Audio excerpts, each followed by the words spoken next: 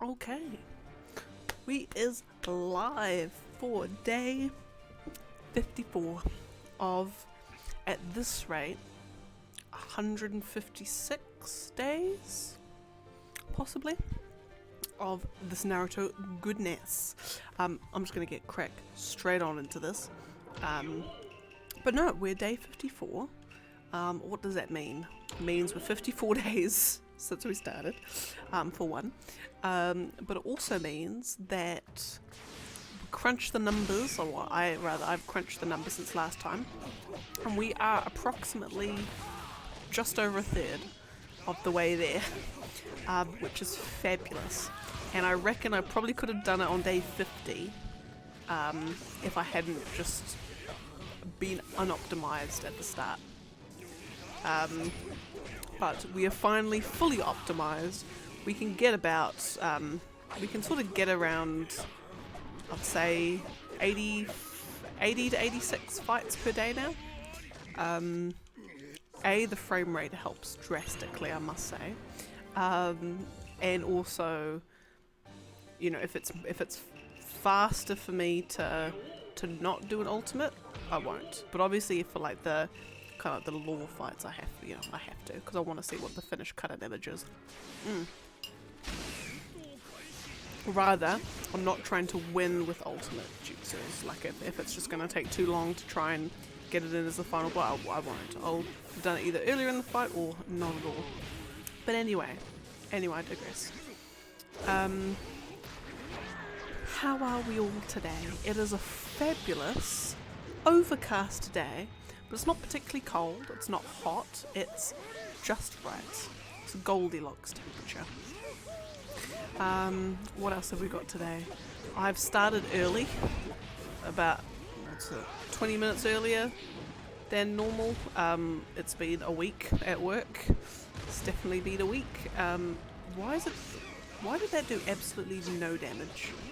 Yeah, it's been one of those weeks, and I am ready for the weekend already, but I'm also ready just to get back into this, because this is obviously a highlight of my week. And that's better.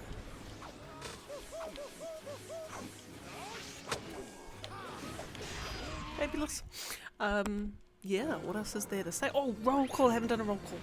Right, today we have a packed bowl. I have 2 chocolate chip cookies with some fruit down there and some salted caramel ice cream. We have to wash it down with a lovely cup of tea in my boy's mug, because it's got a beard on it. And after I just pick these 2 things, what's they're called? Cup of water 1. And to be washed down with a cup of water 2. So we is living large, we is living good. Anyway, so now that the preamble's out of the way, gotta do, it's like on the Thursday streams, it's kind of like I kind of fall into a little bit of a routine, in the sense that do my intros, chat about how, you know, just in very broad terms, how the week is, you know, where we're at stat wise in terms of this. And you know, and then obviously do the roll call as usual, and then what? And then, excuse me, and then I go into, right, what have I done this week? What's new? What are the big hot updates? So what do we have? We have, just trying to think.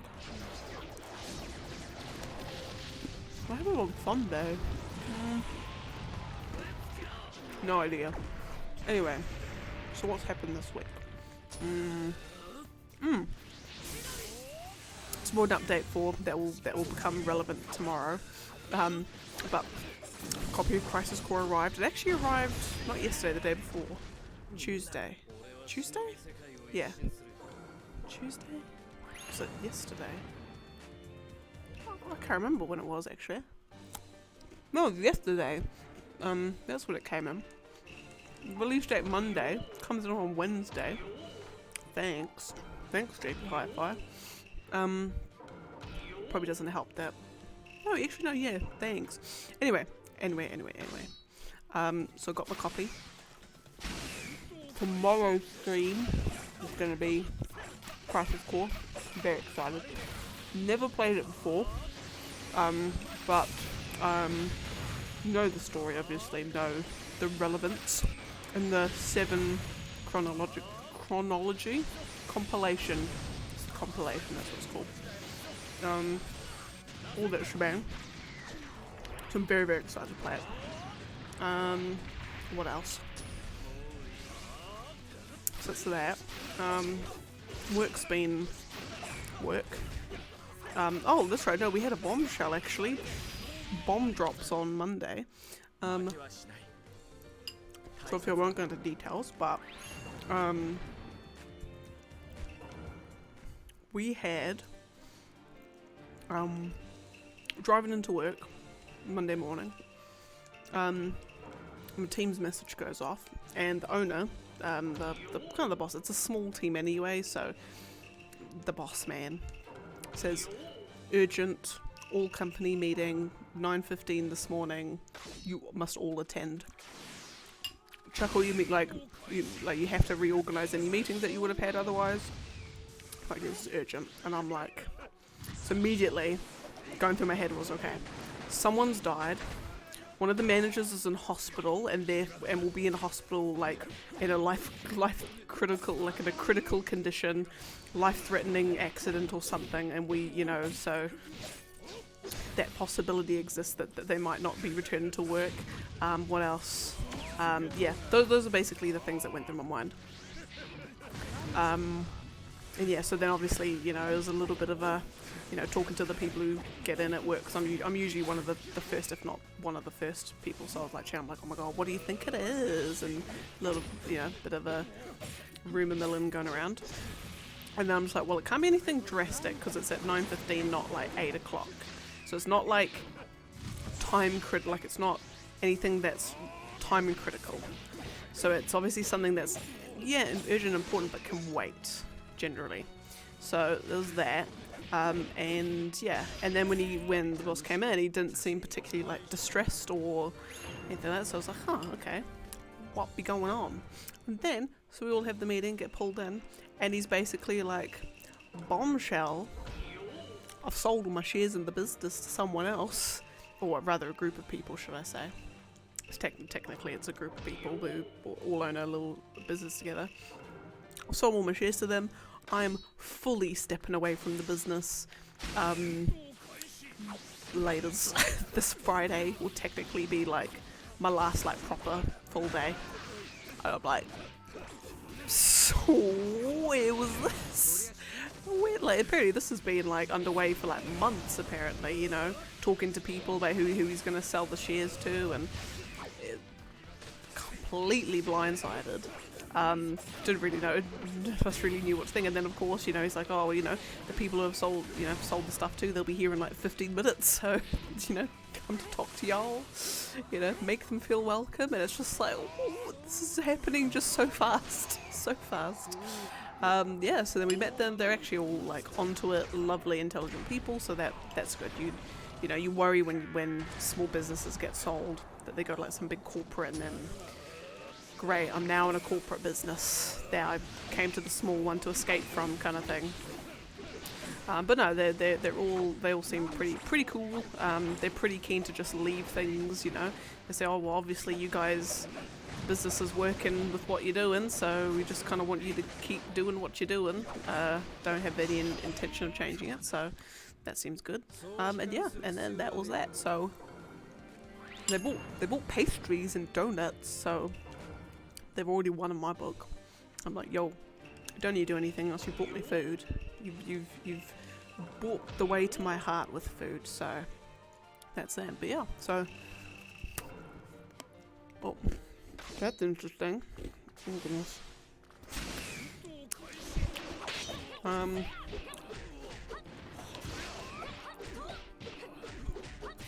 What else? Ugh. Oh goodness, I've spilled biscuits down my front. And the biscuits were laden with ice cream, so it's gonna get sticky. Anyway, Anyway, yeah. So that was a bombshell. What else? What else has happened this week?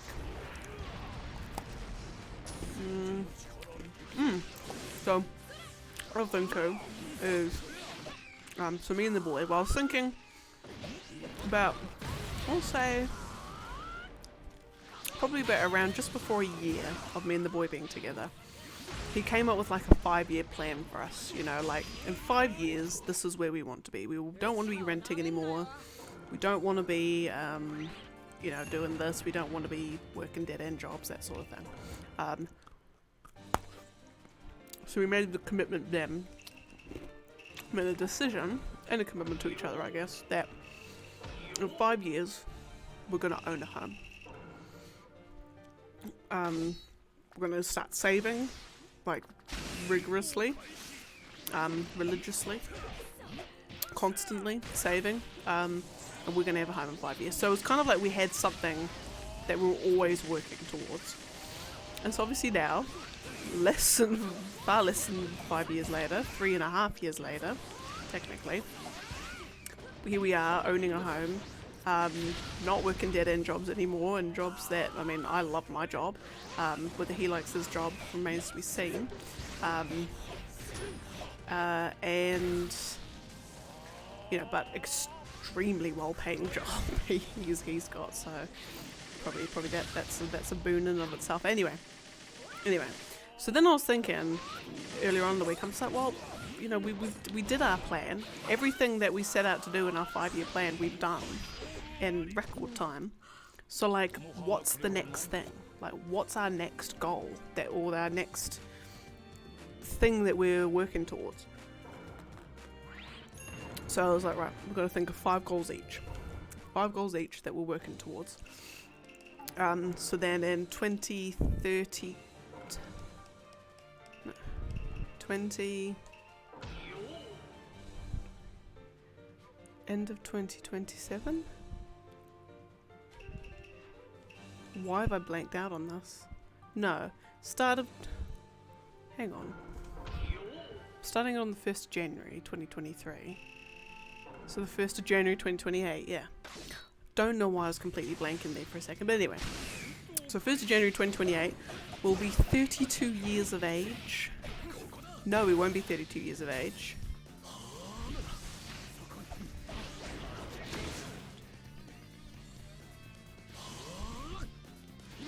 Yeah, we will.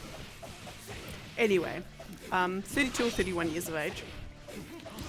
We will have done X, Y, and Z. And so we've put our plans together. So collectively, so we need 5 goals each, and some of those goals can obviously be shared. So like my 5 goals, or 2 of our 5 goals, are all debts gone.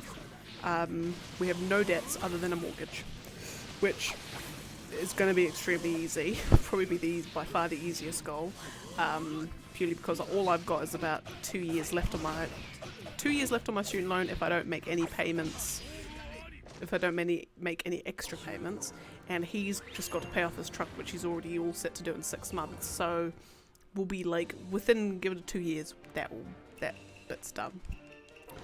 The other thing too is though, which I'm really keen for, is for us to go overseas on a trip. So in 5 years, we'll have been to Norway. It's kind of like where we want to go. I do want to go to England for him to meet my extended family over there. So I'm thinking maybe we just do a quick little day stop in England and then go off to Norway for the rest of the holiday. That'll probably most likely be the case. Yeah, so that's going to be that. And then the other ones is, so he wants to get some certifications in Azure and AWS and his IT things, his cloud engineering stuff. And my other goals is I want to be less than 85 kgs, because I am not that at the moment, and I want to be. I need to be able to deadlift 100 kgs, which is probably, again, going to be quite easy. I say it's gonna be easy. I say that like it's easy, but I'd say it's a very achievable one. Definitely in 5 years, like definitely in 5 years. And then I can't remember what my 5th one was. Something else. But yeah, so those would be my ones. So yeah, and then the boy is just gonna think of his last couple, and then that's we're gonna lock and load that 5 years plan. And that will be what we're working towards. Which really the main thing will be just saving up for the trip. But then again, it's something that we can save towards. And you know, I said probably, you know, and again, my powers of estimation are, I think God broke that bit when he made me, because I cannot estimate or guesstimate to save my life. So I said, oh, 20k should be sufficient. I've either A, severely underbaked it, or way overestimating how much we're going to need. Is probably, you know, might actually be more like 10k, and that's us.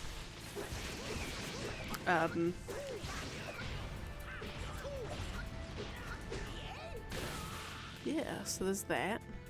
Yeah, so that's going to be the 5 year plan that we're working towards. Oh yeah, and the other thing too is, oh, that was the other thing. I want my backlog to be less than 10 games. 10 games or less. And so, as a follow-on from that, because I was looking at, I'm like, how am I going to get through this backlog? How the hell am I going to do it? So I was looking up tips and everything, and you know, some people about how they're logging it and how they're keeping track. And someone said that they use Airtable rather than like Google Sheets or Excel to just have their big database. And I know that at work they use Airtable for like our SLA clients and stuff, but so I've used it a little bit. I'm like, ooh, that sounds interesting. And then they were you know, showing what they do. So I went on Airtable, and I'm like, ooh, this looks fruity fresh. I like what this looks like. So I've imported my current backlog tracker and everything into Airtable, and I've like rebuilt my database. But the best thing is that there's like a little gallery view, so each like line, each record, you can have like pictures attached to it. So then you have this big gallery view of all these cards, so you can have like a picture on each of them. So I'm like, what? I can have my whole game collection, or at least all my completed games and in progress games. I've got little pictures beside them. Beautiful. I mean, obviously I can do it in Excel and Google Sheets, no problem, but it just looks cool. It looks pretty flash. I'll have to put some pics up. And the other thing too that I love is redoing things that I've already done. So I'm already on like version 10 of my game tracker. So now I'm on version 11.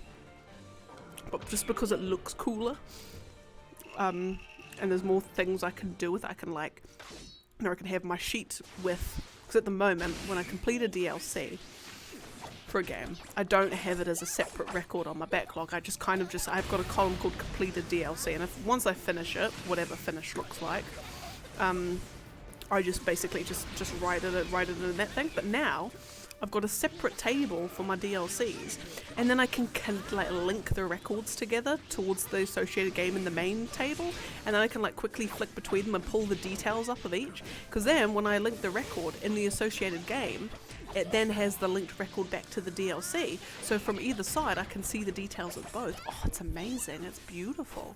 It's just, whoa, it's gorgeous. It's amazing. I love it. Anyway, so that's been my little project for the last like 2 days. I'll have to put pics up. Another thing too, for those who are interested, is what I can do. I might even, in fact I might actually put on my Discord. You can make like an interface, so I can make like dashboards and pages and things for you, like sift through and filter through all the records without having to go to like the main table. Man, it's amazing. So what I can do, what I'm gonna do, is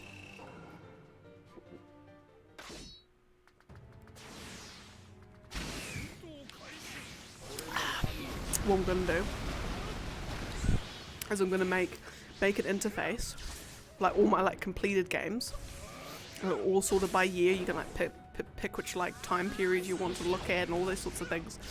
It's got all my details about it, like the genre, the platform, like my rating, my notes about what I liked and didn't like, all that sort of thing.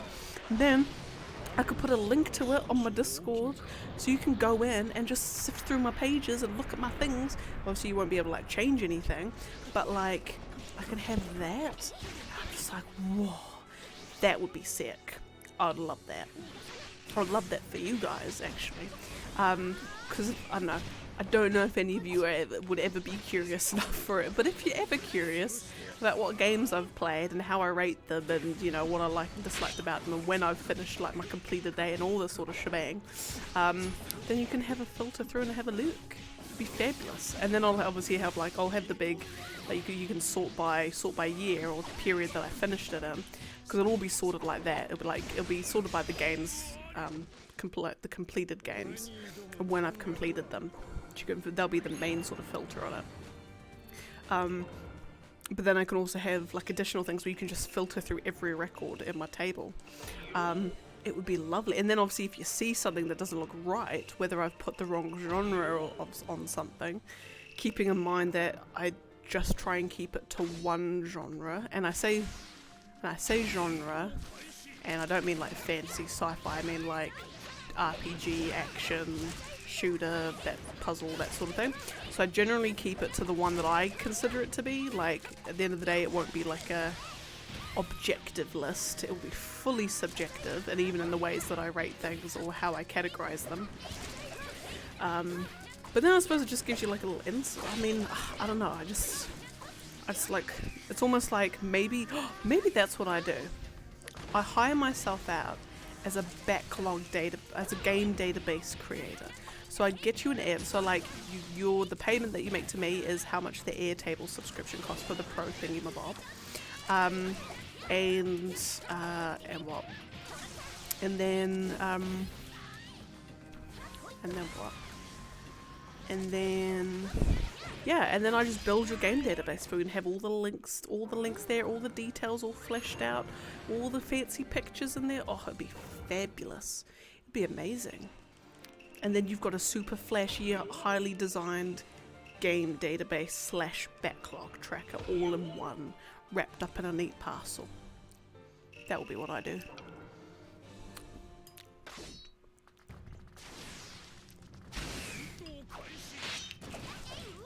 It'll be hella cheap as well.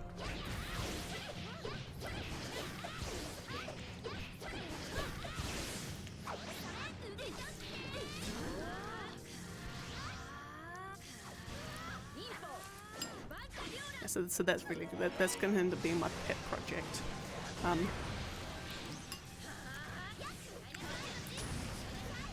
My pet project for the next wee while is adding all the pictures in, because at the moment I've only gone down to as far as the Dragon Ages.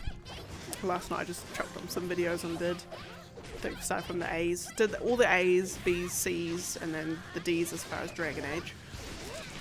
So I've got, I think about 70 out of 330 something, I think.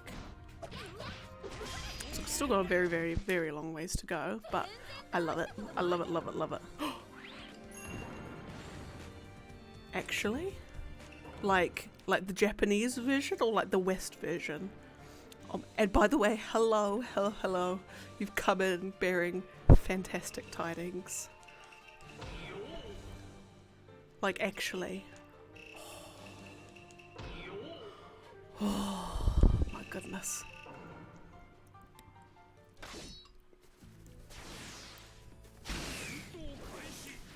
Oh, just Japan only. Like I knew it was on the horizon, but it was like still a that to like technically hadn't been confirmed yet. Oh my goodness. Yes. Okay, well hold on one sec. I'm gonna like after this fight I'm so pulling it up on my phone. 1 second. But no, and I hope you've been very well, my friend. I mean, then again, a East announcement is always cause for celebration. What new bangers is Falcom gonna give us? What new plot twist and all that? Nordic. Ooh. Oh, I wonder if it's the It'll be the it seems to be like everyone's reaching that stage where the next sequel is all like Viking, Nordic, Scandinavian kind of related sort of things.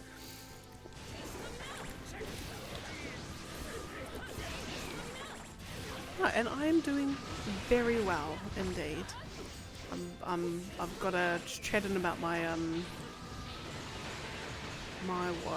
my updated like backlog tracker game database thing that I'm building at the moment. I found this website Airtable, which make like a whole bunch of record table kind of things. So I'm building my thing on there, and I'm putting in pretty pictures at the moment.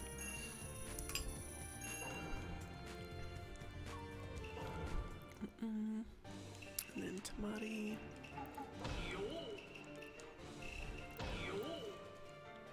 Oh, true. Or Afroka. I love how unashamedly close to the names of the countries or the continents they make the things. But and I'm sure that that's part of the localization's choice. But I love it. I think it's fabulous. It's like you'll never guess where Afroka is. I don't actually know how it's pronounced in game. Let's call it Afroka. You never guess which continent that's based off of.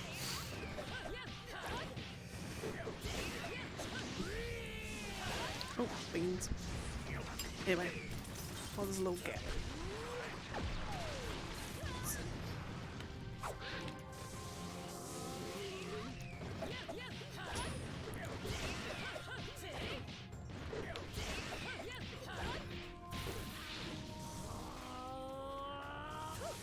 Oh,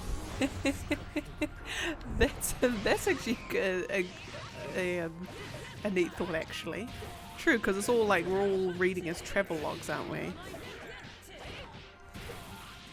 Next minute, like everything is a typo.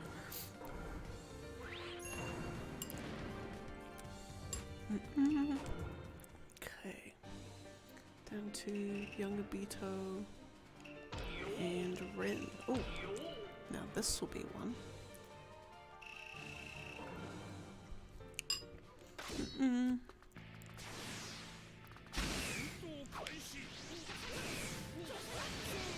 East 10 Nordics.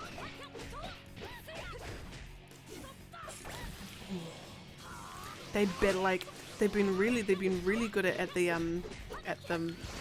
really good at the moment of bringing all the stuff to the west. So hopefully we get it over localized and over here with a quickness, with haste. Seeing how the East franchise, and I suppose even the Trails franchises, are just getting bigger and bigger in the west as time goes on. So it would be a smart financial decision. That message was hella cute. You guys are like, it's like you're in a romance novel.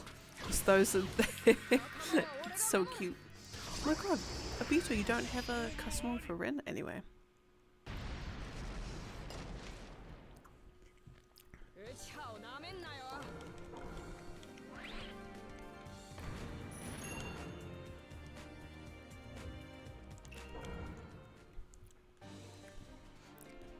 Was that just today that you were chatting to her?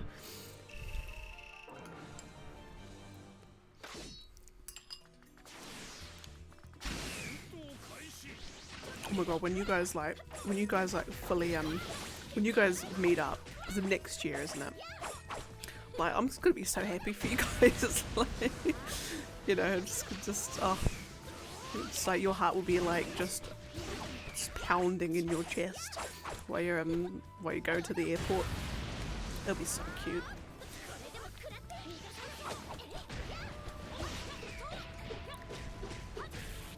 Oh no, it's the next year of 2024, isn't it? They're just coming over.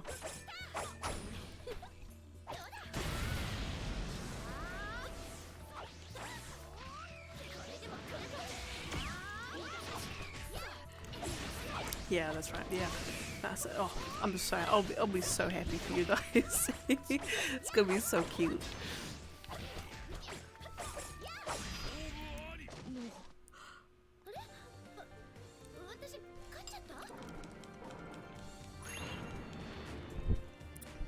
Oh, that was a sour bit. Sage and ugh.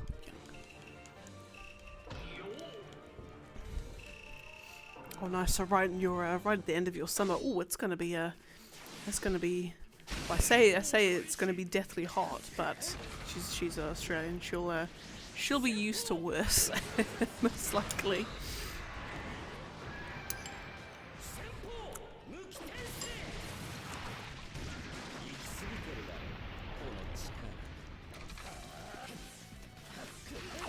Oh wait, I wasn't meant to do a ultimate with him.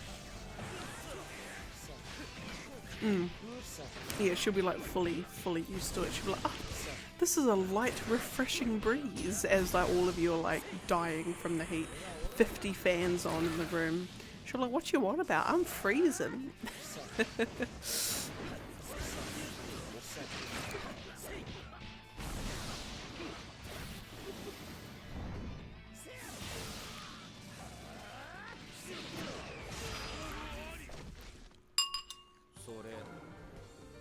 There's nothing like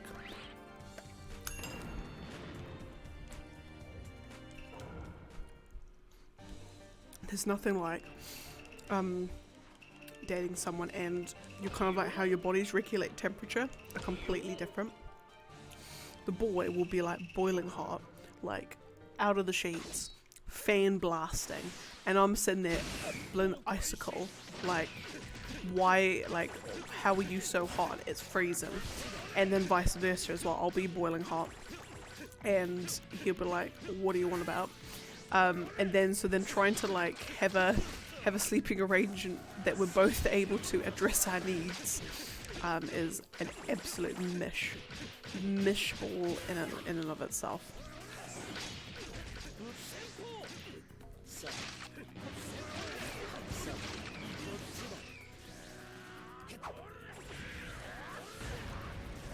See if I can sort of throw them off as much as I can while my substitutions come back.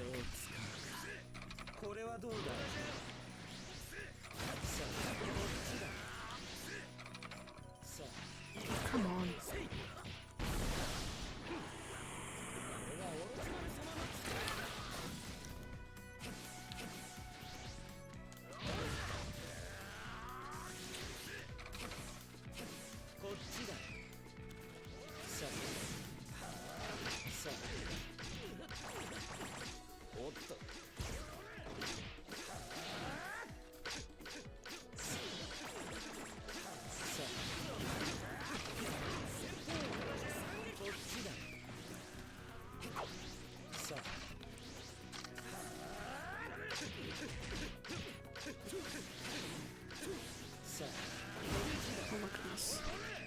Why is this fight taking so long?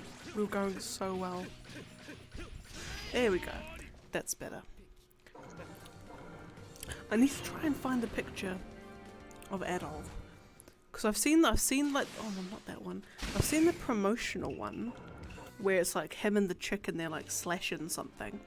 Hold on one sec, I'll just find the, excuse me, I'll just find the, oh my goodness, I'm burping so much. Where is it?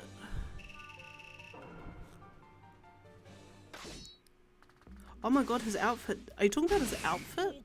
It does look like Sora's. I'll check Discord 1 second.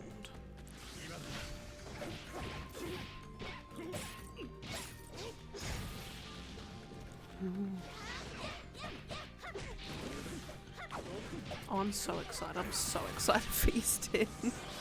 Oh, it's gonna be so good. And I'm just like I'm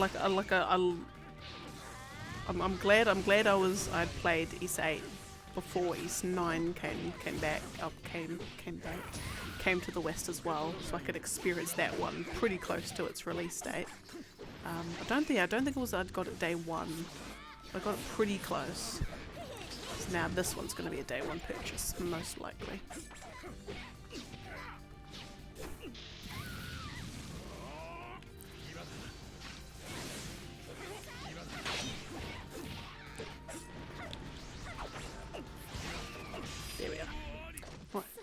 have a look. Oh, the whale looks pretty.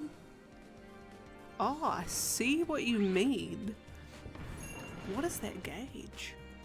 I don't know if I like that UI.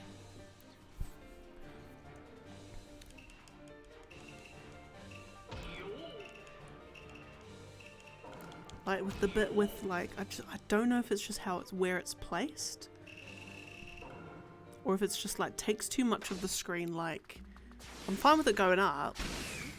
I don't know. It'll grow at me, I'm sure. Oh my god, can you pilot a boat?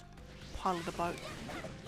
Captain a boat. Oh, that would be. Oh, if you could like. Oh my goodness. If it was like a Assassin's Creed Black Flag, kind of situation, that would be like Odyssey. I say Odyssey as well. That would be sick. And with Valhalla as well. Anyway, Assassin's Creed. Where you could pilot your stuff and sail around different islands. That would be amazing. That would be incredible. I'm also interested into where it sits in the timeline as well. Like which game it's before or after.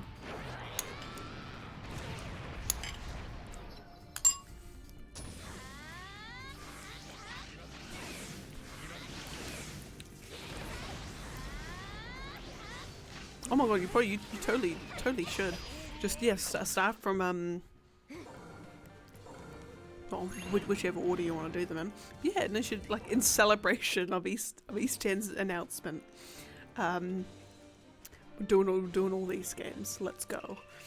And then when it gets announced that it's come to the West, you do them all again, like, you know, you can never play them too many times. And then when you finish 10, do like, I'm gonna play them all again as a celebration of me finishing 10.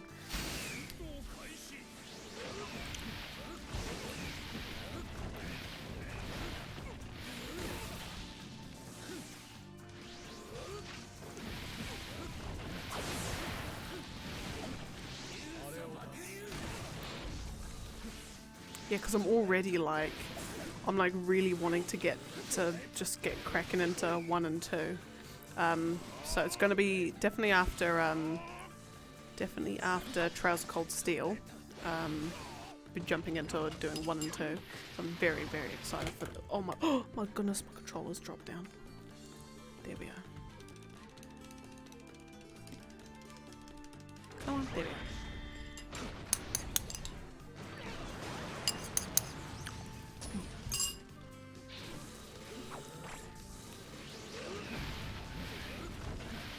Yes, yeah, that's the order. Yeah, I think that's the order for up at least until 9. I'll be I'll be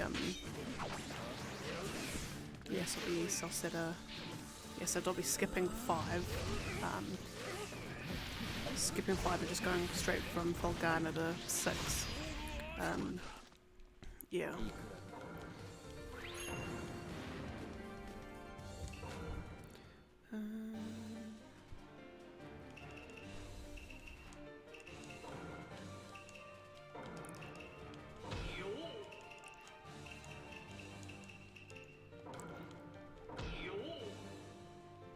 Oh, that's right, yeah. I might do the dodgy thing. Don't quote me, and get a SNES emulator and see if the patch, yeah. And then just get the patch and put it on there. Because I would like to have played every Ys game. Like it's one of those things where, like, you know, I can hand on heart say I probably won't play every possible Final Fantasy spin-off. So like Final Fantasy 12 Revenant Wings, I think I might have played like an hour of it on my DS emulator. And there's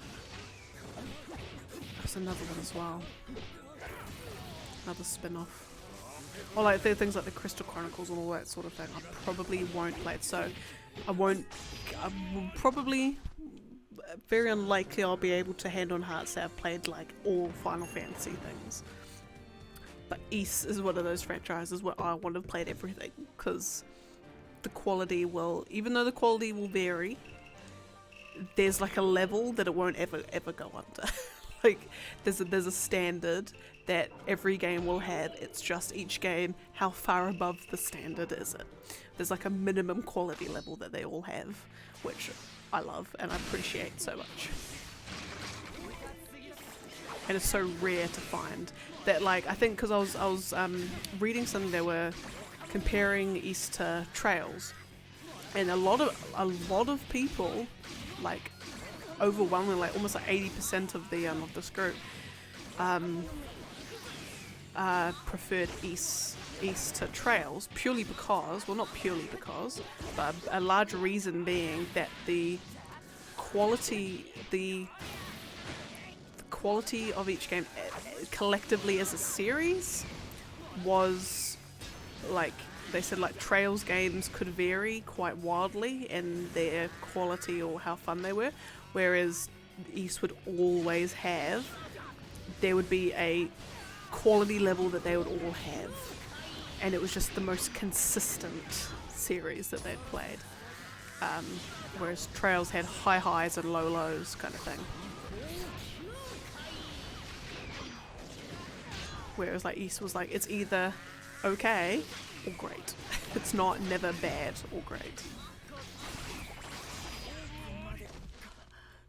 Ow, what's that? Oh, I must have dropped some paste or something. Ow! I must have dropped some paste or something on the carpet. It's like hardened into spikes.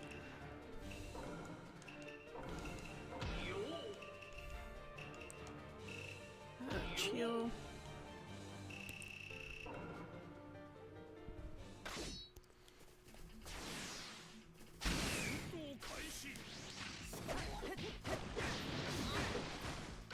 Oh, you started Horizon Forbidden West. Oh, nice. Oh, and also, yeah, I probably will definitely get through Trails in the Sky and the Crossbell duology, purely because I'm an absolute, like, story stuff like that. If it's all interconnected and all interweaving, I need to know.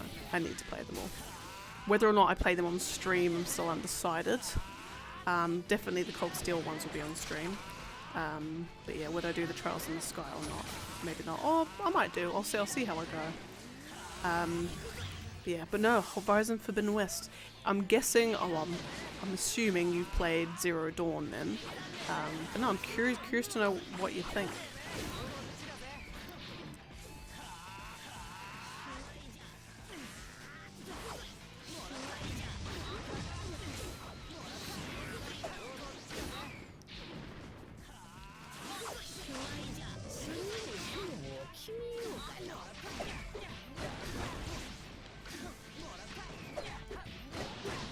There, lovely. Okay, I guess I better update the list actually. Oh, no, I'll do 2 more fights and then I'll update the list. So we've got Ino and the 4th Kaze. Oh yeah, no, don't worry, I didn't do. I think it's the Burning Waste, isn't it? I never did the Zero Dawn DLC. So, and to be honest, I don't actually. I think they mention something in there once in the game that I can recall. They just like in passing mention, oh that's right, the thing that happened that one time with that thing. But it's not critical if you haven't played it. Because I remember I'm like, who the hell was that? And I'm like, oh, that must have been the DLC thing, so I could be right. But yeah, no, Horizon Zero Dawn. I remember playing that game. I'm like, the gameplay's pretty cool. I'm liking this. I'm digging this. This mystery. I'm intrigued. And then when they explain, they do the whole bit. I can't remember whether it's exposition dump or whether you're walking around the facility finding it all out. You find out what, like the whole thing about the whole Zero Dawn. I was like some people may think it's alright, it's just like sci-fi whatever mumbo jumbo. I thought that it was one of the best things I've ever like one of the best stories and just like things that I'd ever seen in a game. Like full on, like I'm not even kidding. The whole, just, yeah, I love it. I just love it so much. I was like, God damn, that twist, you know, or just, well, it's not even a twist as such, just the explanation of it all and the whole backstory and lore. I'm just like, I'm digging this. I'm digging this. And the Zero Dawn's actually, no, not Zero Dawn, sorry, Forbidden West. It's actually, just trying to think.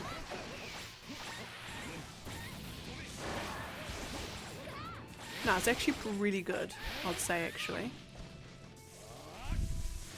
I'd say it can get a very, like, okay, now you've done this, now go here. Like, or at the start of the game, right, here's your 3 or 4 things that you need to do over the course of this game. And here's the first one you start with, and then here's the second one you go. It's a little bit like that at the start, but it's just great. I love it. It's fabulous.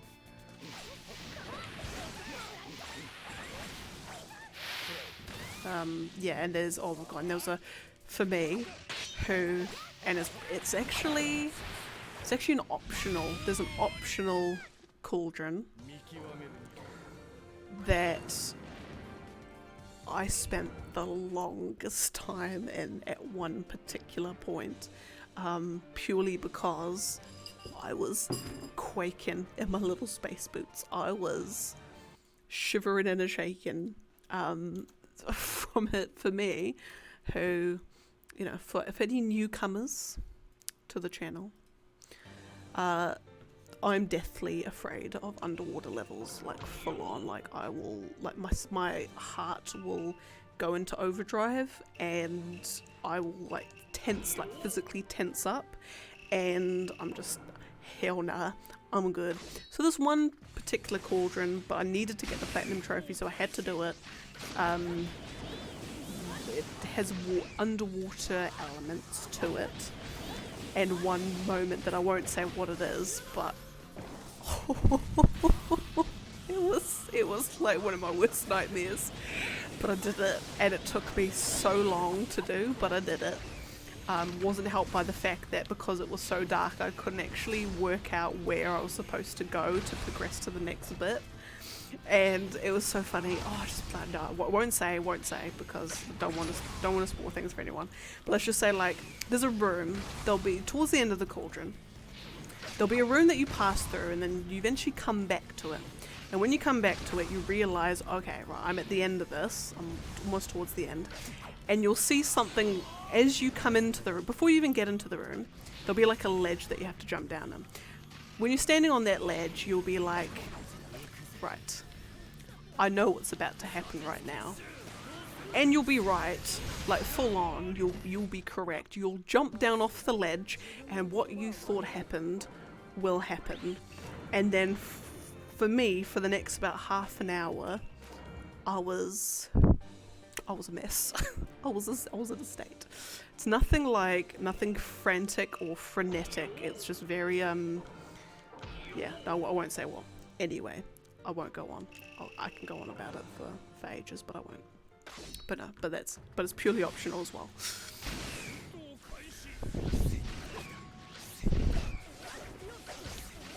Ooh.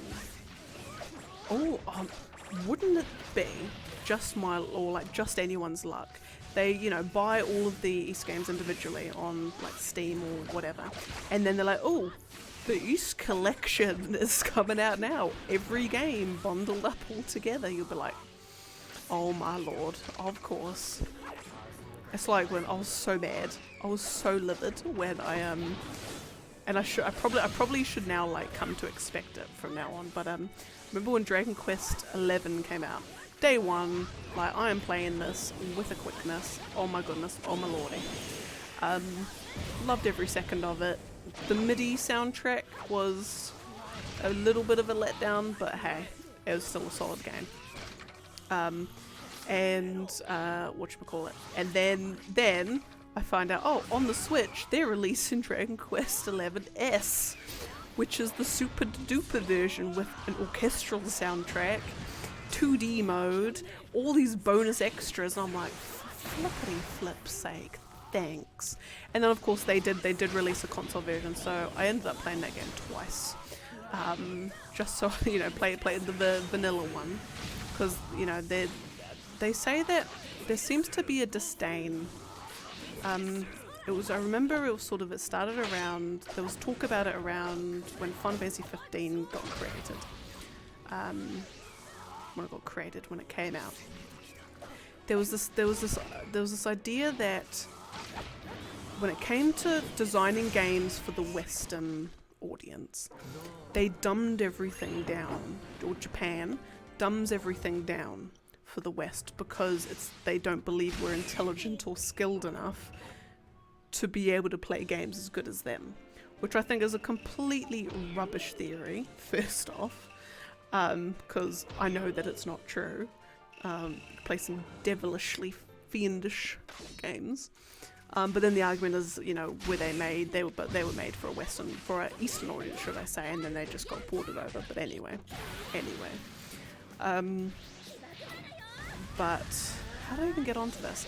But then there was the other thing that arose from that is in the terms of like Japan gets all the goodie stuff, and the West is kind of like left with you have to wait for 3 years later. Like the Japan versions of games will have all the cool stuff, and then eventually that stuff will come over to the West as another new version of the game. So I think, and I could be very wrong on this, but I believe it was with Final Fantasy 12. The Japanese version, I think it was called the international version or something, it had the Zodiac job system, where had the Zodiac job system. And that, in the Western version of the game, it didn't have it. It was only in the Japanese version, I believe. And then, or it might have actually been in the US version. It was one of them anyway.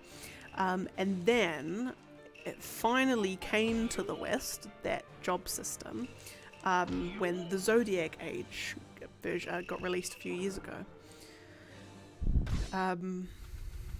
So everyone's just like, oh, Japan's just given us the scraps essentially, which I don't believe is true at all. There will be reasons why it's the case, but oh my goodness, controller, can you not? But I must say I was a teeny bit peeved that they didn't just, in the the version of Dragon Quest 11 that they had, they couldn't just have all the details. But now that I'm saying that, we also did get it 5 years or something ridiculous after Japan had played it, because I think I remember watching the trailer for it with my younger sister a good 4 years before it actually came out, something like that. So probably by the time the S edition came out, it was probably just year-long, DLC they'd been waiting for 3 years. But of course for us, because we got the game way later, it was, felt like it only came out 3 months later.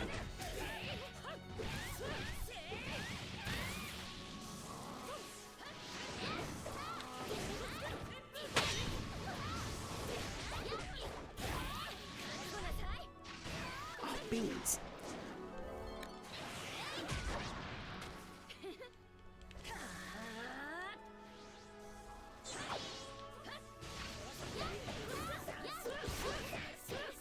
There we are, finally. Why are these fights taking so long?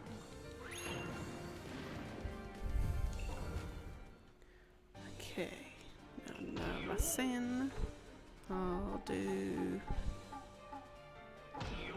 that. Oh, no, wrong one. And Tachi Reanimation.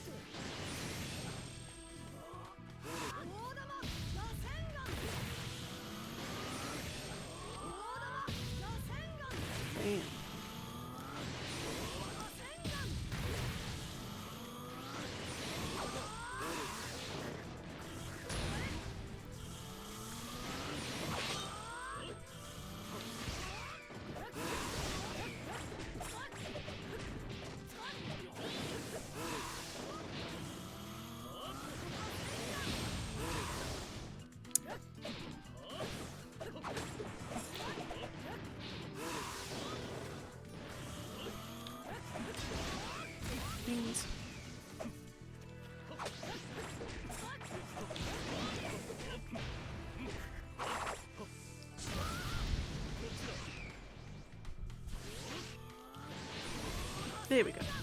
Look. Oh, which also reminds me, I don't know why it does remind me, but it does. So when I was filling in my new and improved game tracker yesterday, putting all my little pictures and things, of course, you know, reminiscing through all the amazing games that I've played, brings me to the Zero Escape series. If you have not played them, and you are a puzzle game enthusiast, but not even like puzzles in the sense of like not a puzzle enthusiast in the same vein as like Scrabble or something, Mahjong, but like escape room, but not even just escape room, kind of like just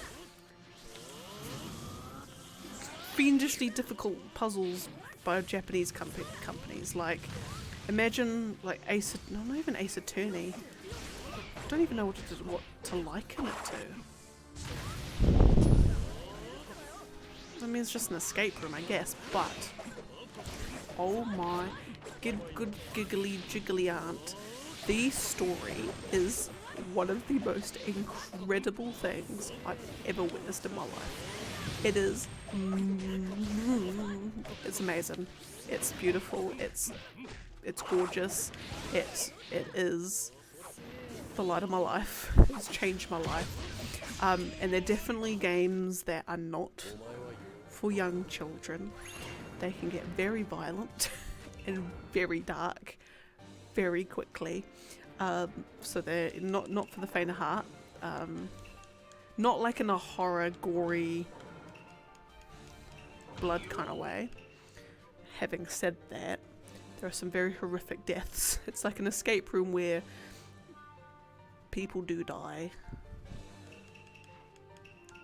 quite drastically. Like, there's 3 groups, and if I can't remember what it was, but there's like two groups in a shower, and if one of the groups pulls a switch, the other group, the showers will turn on and they'll all melt to death by getting like hydrochloric acid, corrosive acid showered down on them, and they'll all just melt and scream and die and melt into a puddle. And then obviously, so one of the big things of the series is that there's branching paths. There's a story reason why there's branching paths, and it's incredible. But there's like branching paths. Obviously, you know, when you get to the point where, okay, right, we've got to choose whether we're pulling the switch, there's different story, like the rest of the story continues depending on which path you choose, and it takes you to other choices which have other branches, and you can track all these on this huge giant map. So you can see what decisions you made and which ending that takes you to. You'll get locks where you need clues from other timelines. So you can go back to a decision point and make the other decision and carry on the story that way. So there's a lot of backtracking in that sort of sense, but you can speed through a lot of stuff. You end up having to fast forward through a lot of dialogue, but you know, it's not so horrendous that you kind of like, okay, I'm over this. But then it's incredible. It's just so good. It's just so good. It's amazing. It's very like, it gets very like it's suspension of disbelief in a lot of sense. It pulls on a lot of like real world science, but just has a little bit of a fantastical spin on it. Like the whole science that, I know, twins, I think the thing in the first game is twins. Is it twins, or is it just a normal brother and sister, or siblings or something? They've just had this inherent psychic link, and they can send, basically they're like, can telepathically communicate with each other, essentially. That's the main thrust of the story, but it's taken to a fantastical extreme, to the point, okay, right, we're now bordering into fiction at this point, but it's like based on an actual scientific concept, and it does get a lot of details actually like correct things, but no, it's beautiful, it's amazing, it's gorgeous. the first game, even in and of itself, the first game is just worth playing, even if you don't play the other two, Virtue's Last Reward and Zero Time Dilemma. Even if you don't play them, just playing the first one is,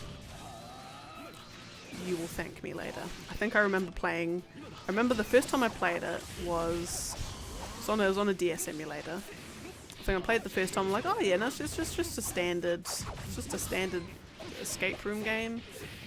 With your Japanese visual novel elements to it. This is I guess. And then I think I stopped for something. And then they on the PlayStation they released the first and the second one as a bundle. The Nonary games I think they called it. Because all based around the number 9, a whole bunch of stuff, a whole bunch of things. And what? So then I played it again. Oh my god, I wish I had carried on with the first game the first time, because then I would have experienced it earlier in my life. But now that's lovely. I could rave on about it, but there's a lot you can't talk about without spoiling, and I don't want to spoil it for anyone who's interested in playing.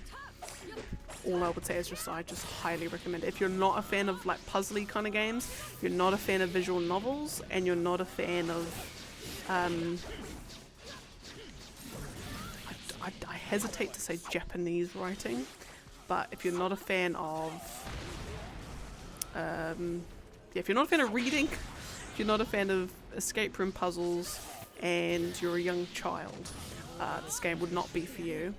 But if you like any of the above, or all of the above, then this is the game for you. Like, my goodness, golly gracious.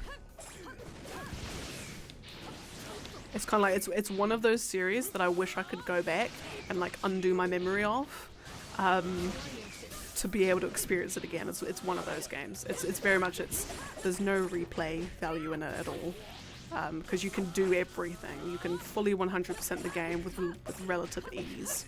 It's not a game you necessarily replay as much as flesh out your one playthrough.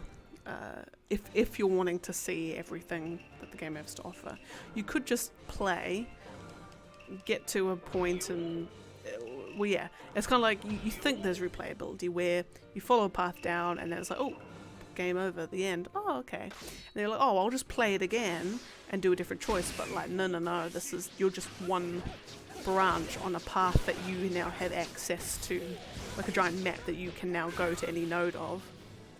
It's lovely. It's lovely, lovely, lovely.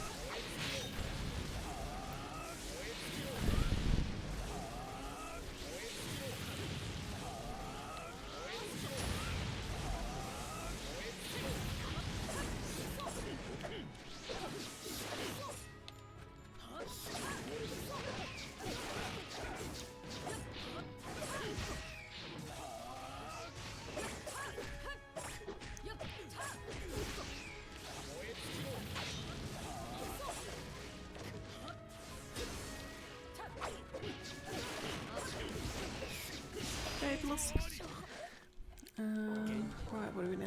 Kushina and Utakata. Like, I'm done with my Obitos. Can I just not do any Obito fights for the remainder of this day?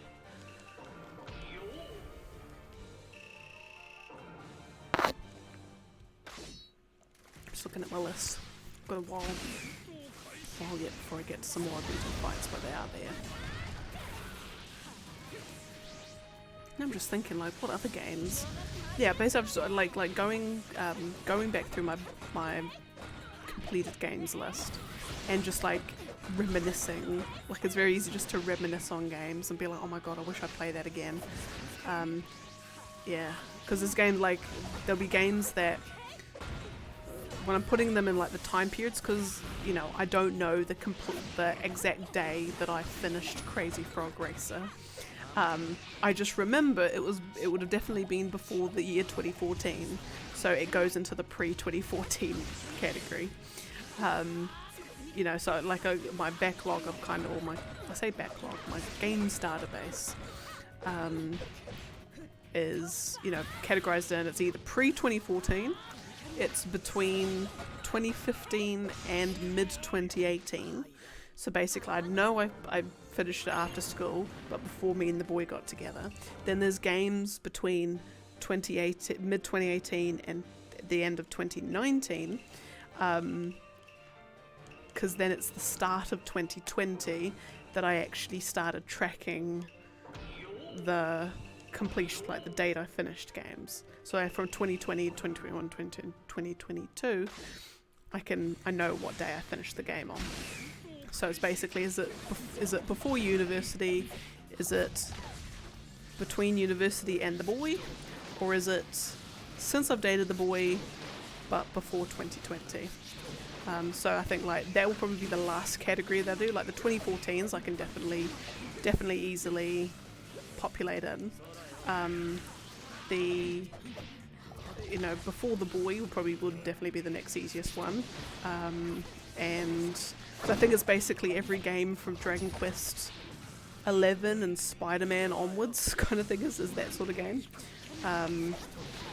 And then I'll know, basically I find between that and the 2020, everything that's then blank is, is since the boy was, yeah.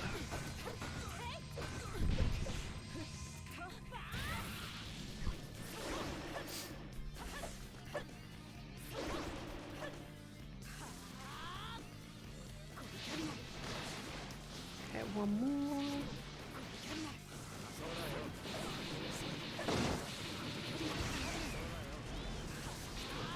Dead. Lovely. Right, now we've got Neji and Minato.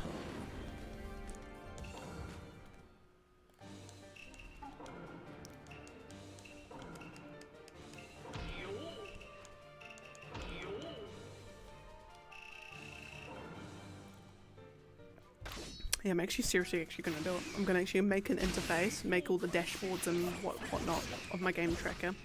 Get all my pictures in, get all my details in, and then I'll share it on my Discord. So anyone who's curious, happens to have that curiosity, can check out what games I played in my life.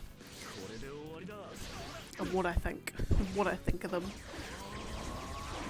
So like for every game that I've ever played, for me, trying not to just be blinded by things, like there's take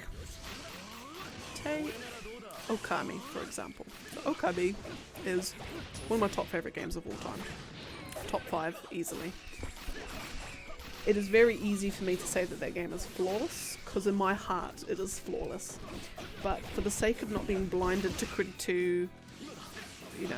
being blinded by my love, I need to find at least one thing. There has to be one thing that I disliked about a game, just to help, for me to bring my critical thinking skills, keep them working, keep that muscle flexed. So every game I need something that I disliked about it, or thought could have been done better. So and then obviously the giant list about why I loved it. So I need to have at least 1 point. So for Okami, some of the mini games I don't particularly like doing. There's like a digging mini game which just gives me anxiety, because it's the classic case of the other thing the Japanese games love to do is when it gives you timers in mini games, it gives you like just enough time, and then you get so anxious before that time's up because you think you're being really slow, but actually you're just being normal and they just gave you bugger all time. So some of the mini games I thought could have been done better. There's a particular level, like a ghost ship, that kind of creeps me out a little bit. I don't particularly care for. In fact, I kind of like, not that I dread doing that level, but whenever I play it and I get to the level, I'm like, oh really? Do I got to? But I do. And what else?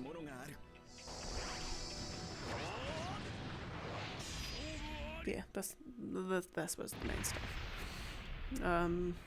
Then what else? Like, what are the other top 10 games of all time? Final Fantasy X. That's another one because that's storytelling. Masterclass. If you want to, if you're someone who wants to find out how to write a great story with literally like every possible like nuance in it, you look at Final Fantasy X, hands down. And so obviously with the giant list of like 1,000 things that I loved about that game, it obviously has a list of things I didn't like, e.g. the sort of end game. I mean the end game JRPG grind I don't mind as such. I just wish I didn't have to do it. And there seems to be like a, what's the word?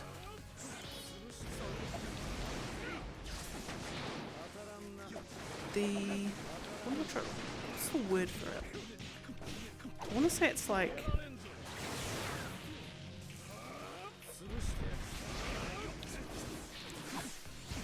the unskippable cutscenes is another one that just came to mind. Unskippable cutscenes. I mean, it's not a problem with the game as such. It's just purely just a matter of personal preference. But we've heard the Auron fight before the Unalesca, or the Auron speech before the Unalesca fight a bajillion times, so we don't need to hear it again.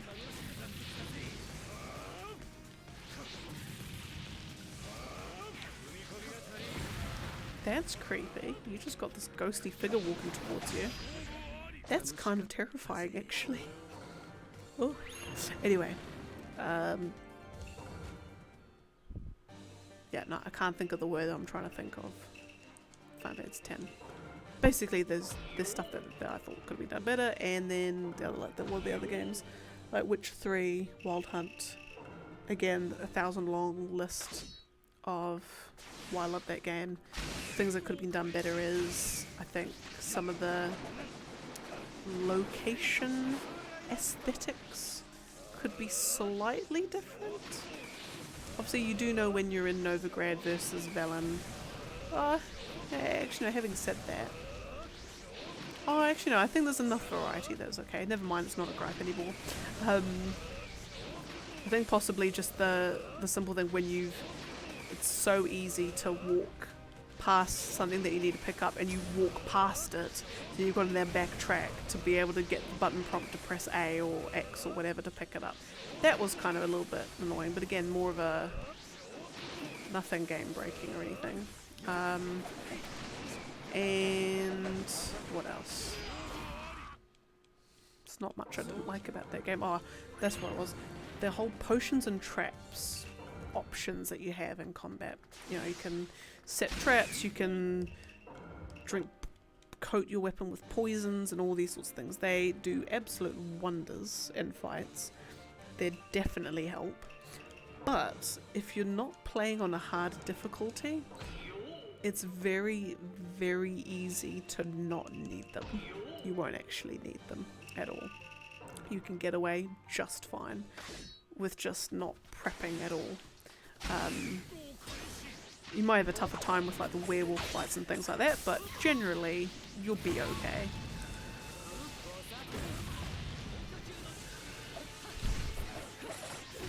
Now this will have a cut-in image, won't it? She'll do her big like she'll do a big running over and gazing lustfully at him.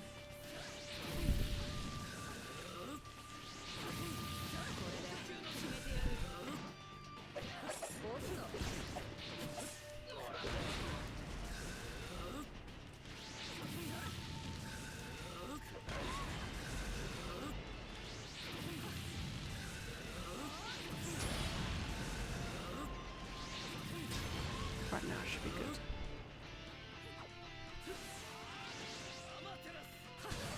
Beautiful. Or maybe not.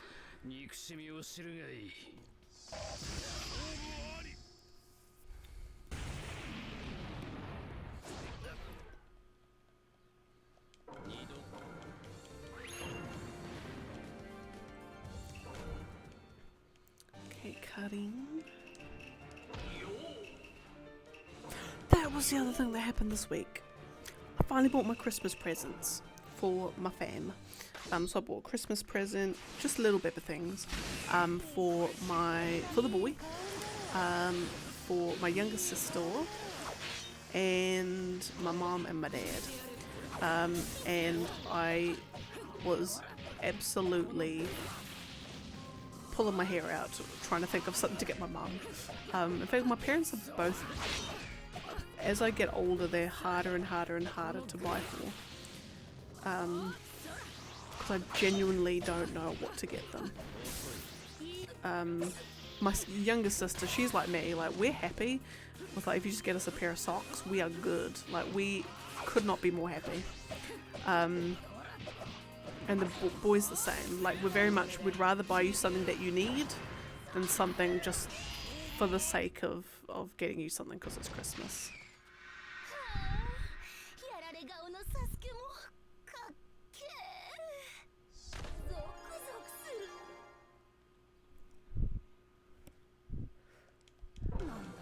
That doesn't get any less weird every time I see that.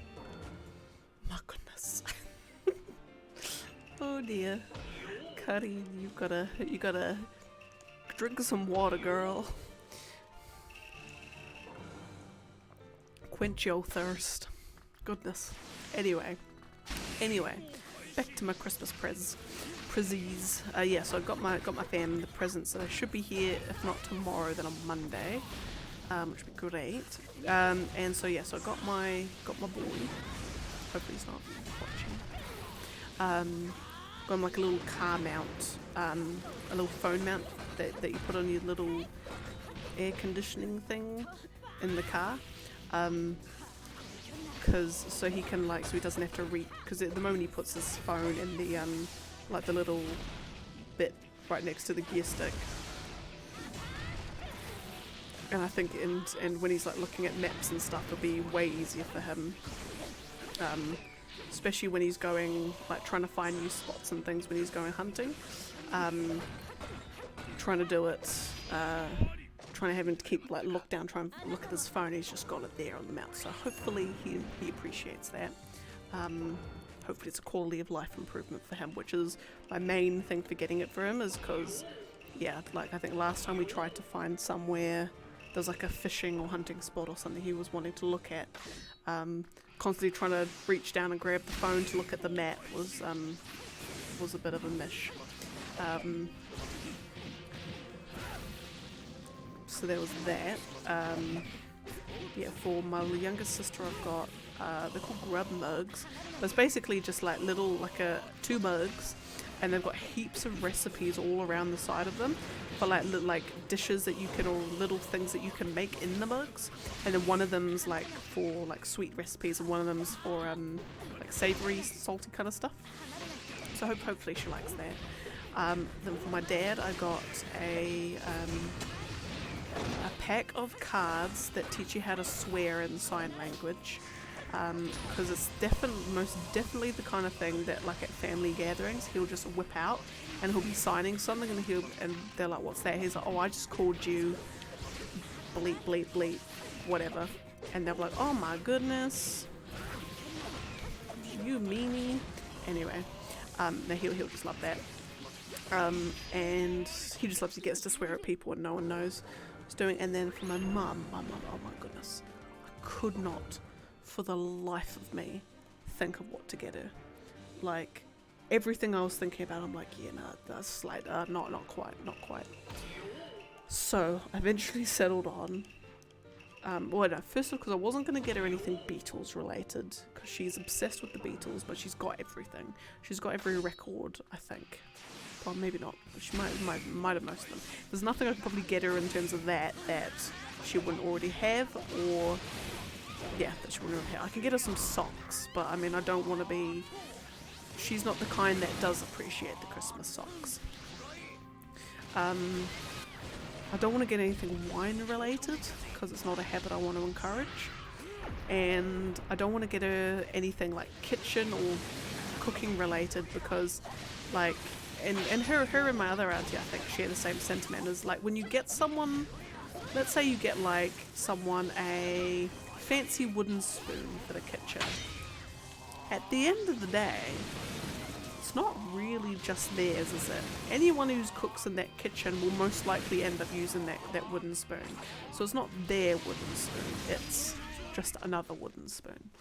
So, I mean, I can understand that sentiment, but yeah, it is what it is. If my boy got me a toaster with Naruto stickers on the side, I would give him a big kiss, because I think it would be great. Even if he ends up using that toaster, I don't mind. But anyway, that's me. And yeah, so I eventually settled on a USB cup warmer that you plug into your laptop or something, and it heats up, and then it keeps your cup of coffee warm. Not heats it up, but it keeps it warmer for longer.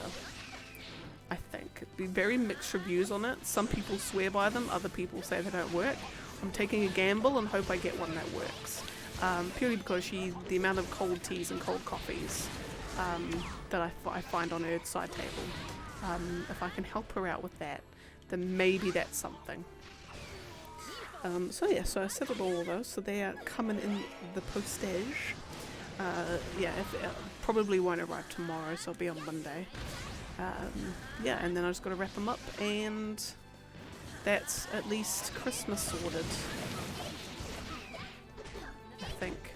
And then me and the boy keep telling ourselves, right, this year's going to be the year where we don't leave Christmas shopping to the last minute, and every single time we do. But I want to get something for my whole extended family as well, like my, you know, and have prepped for it earlier in the year. You get like I like getting personalized things. Yeah, so I might like, I don't know, get mugs for everyone that's got their name on it. I don't know, something a bit personalized.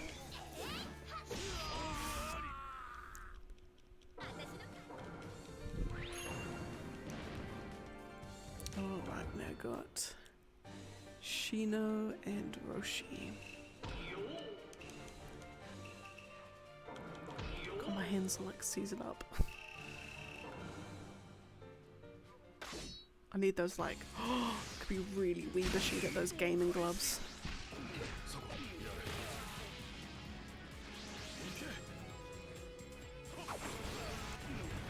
God, that would be, oh my god, which reminds me,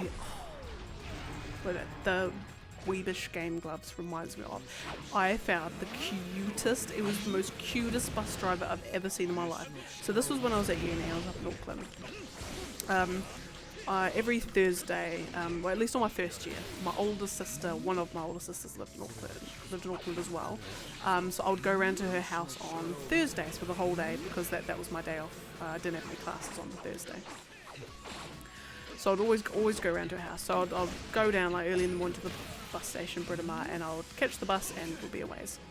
I remember there was one day where the bus comes, the bus, parks up, because it parks there for a little bit just while, because it's early in the morning, so it waits there a little bit for people to come. The bus driver must have been A, new, or B, loved his job and took his job so seriously that it was the most adorable thing. He was like little dude, he was like very like bouncy, energetic. He had fingerless driving gloves. Gorgeous, cute. I loved it. And then so he parks up the car, he like bounces out of the car, he like goes and checks all the tire pressure on all the tires, just making sure that, he's fit to take passengers. He's checking it out, he's doing his little jog, and he's looking at all his consoles, wiping the windows a little bit when he sees himself. He took pride in that bus, unlike any driver I've ever seen in my life. It was the single most adorable and amazing thing I've ever seen. I wish that guy all the best in life. I hope your zeal and vivre and passion for life does not dwindle, my good sir. I hope you, oh my goodness, I hope you are doing fabulously wherever you is. What the hell happened there? Why is everything just frozen?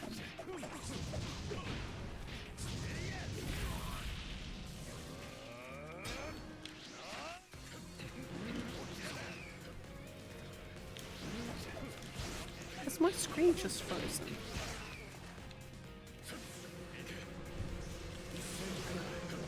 I'll finish this fight.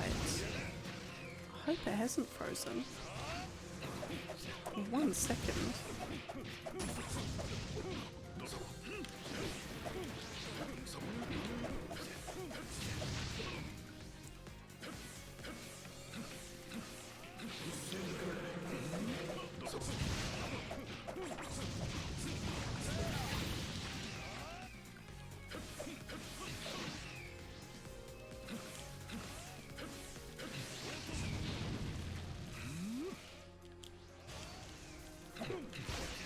Oh my goodness.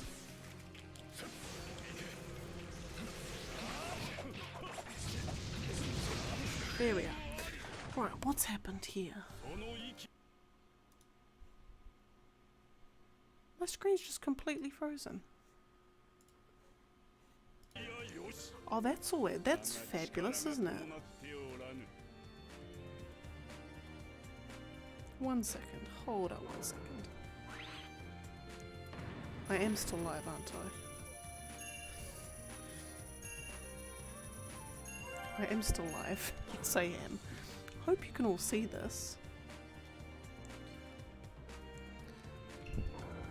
Or have I fully frozen? I may have just fully frozen.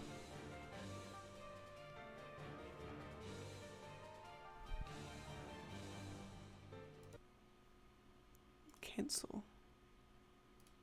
Why? What the hell is going on? Whoa. Okay. Oh, there we are. Now I'm back in. Did that, like, freeze for everyone? Or was it still going? 1 second. Hold up, I think my webcam's now stopped. 1 second here. Deactivate and activate again.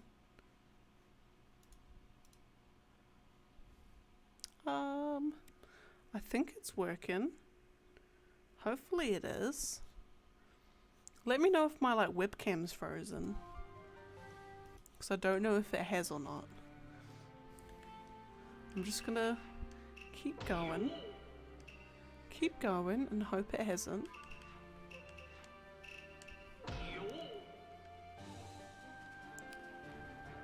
Because I mean when I go, my preview stopped. But everything else seems to be ticking. Like my game captures, my game capture stopped. No, that preview's completely like gone. There we go. Right, that's better. Don't know what the hell happened there.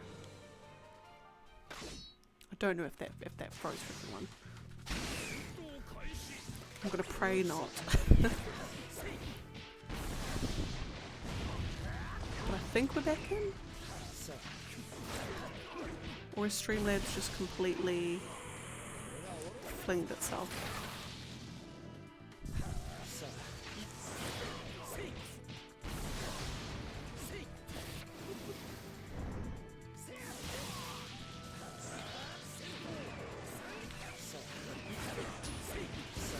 Also let me know if you can't actually hear me at all. I might just message the boy and just see if it's up for him.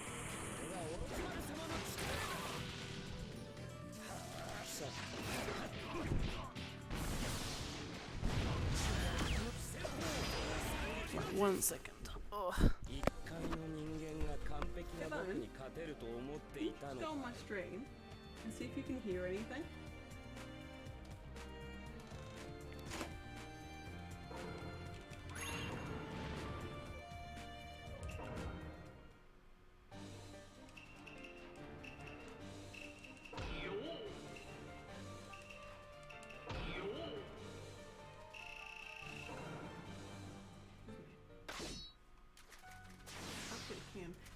Let me know if you can hear the game at all.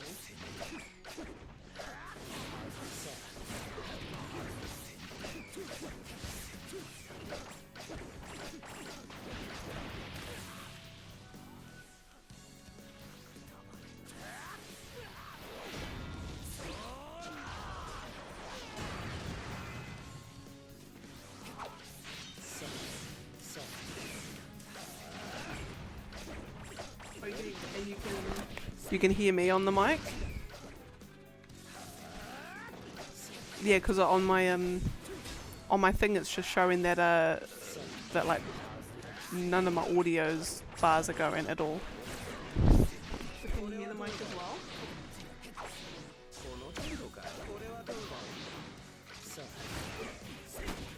What's that? You can? Oh, okay. That's alright then. Thank you!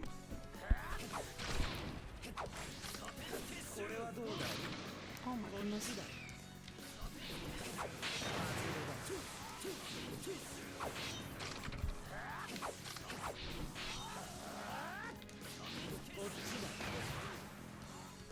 And there we go.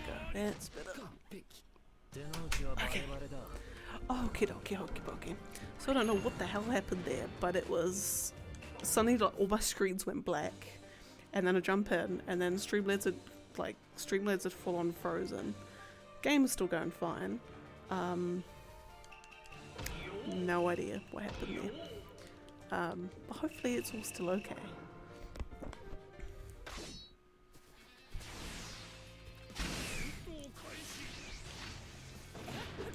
Sorry for the disruption, everyone. My apologies.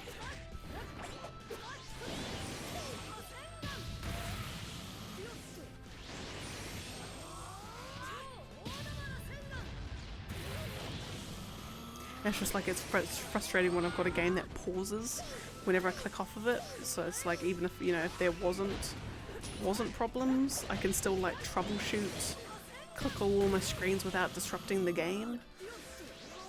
But no, I don't think it's gonna happen anytime soon with Naruto. But hopefully, hopefully I can get it working for other games. I mean, it works whenever I'm playing on console. That's always a bonus. And Kohiru. Okay, but I'll update the list after this fight because now we're down to 58.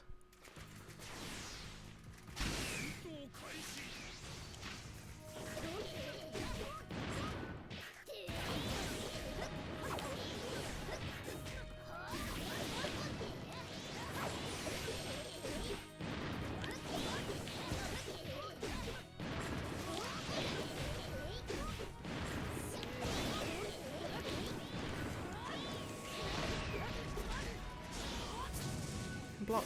Thank you.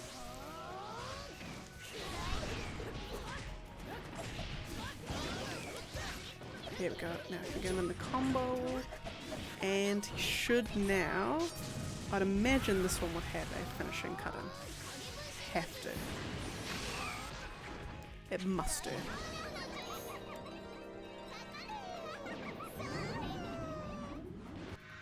Yeah.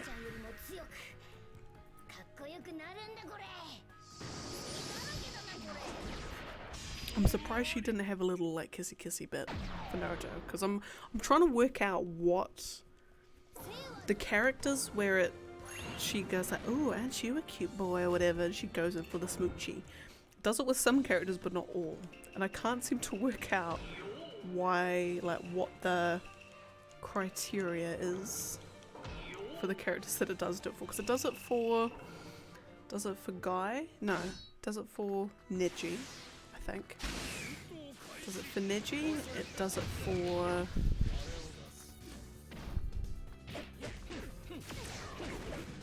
I think it also does it for...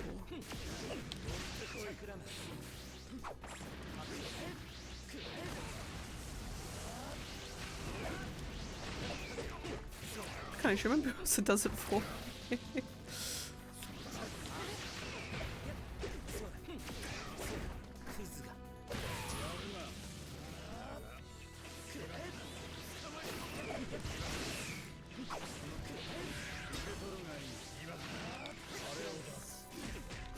Good. Well, I say good. It actually doesn't bother me if Kabuto gets beaten up. Because we don't like him anyway.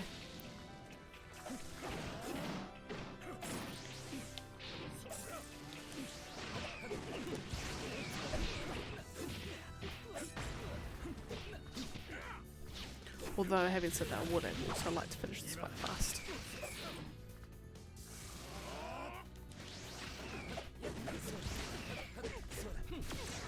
There we are. Okay. I was gonna say, hopefully this is the last time we play as Obito.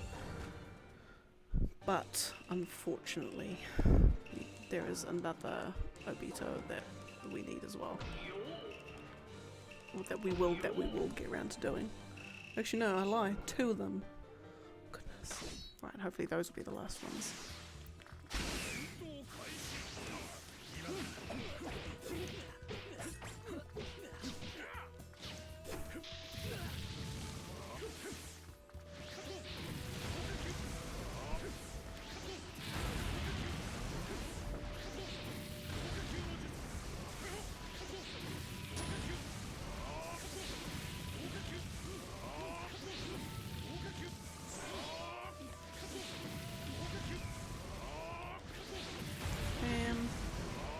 And then... oh, I'll take that. That's alright.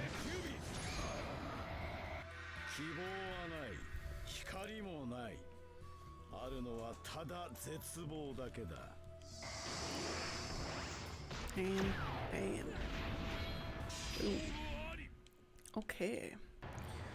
Now we got Sasuke, Eternal Mangekyo Sharingan, and Han. But first, we're updating the list. We're down to 56. Lovely. Bam, bam, bam. Bam, bam, thank you, ma'am.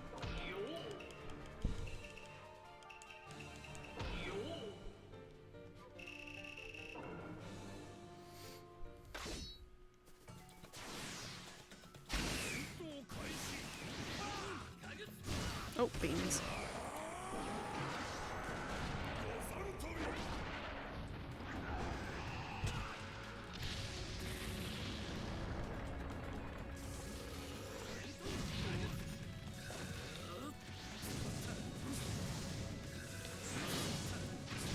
Oh yeah, got him. Lovely.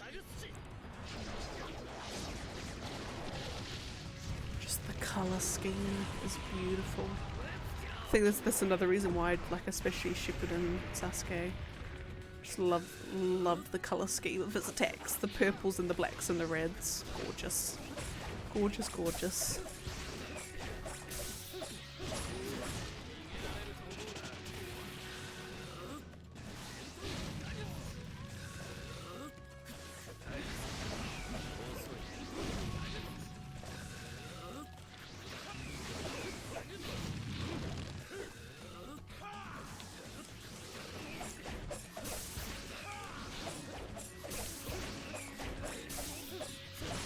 Lovely.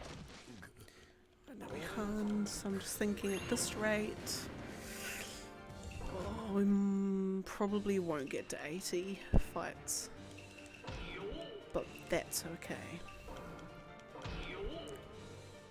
Okay, what are we at? We're at 62 now, aren't we? Yeah.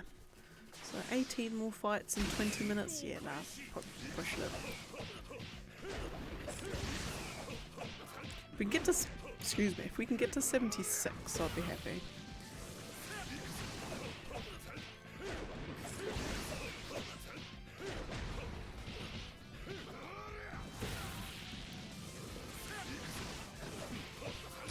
And Sasuke's just full on just letting us finish whole combos, so I'll appreciate that.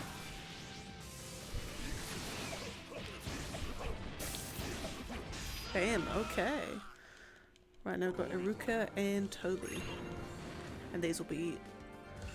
I'm gonna say they're gonna be long fights, because every time I say a fight's gonna go short, it goes really, really long, and every time I say it's gonna be, oh my god, this fight's gonna take ages, it's gone on like 10 seconds. So I'm gonna say there's gonna be super long fights, and then because the universe realizes that I've cottoned on to its little conniving little strategy there, these fights are gonna go on. Oh, beats. Of course the bloody controller stops. Oh, gracious. There, I've already jinxed it.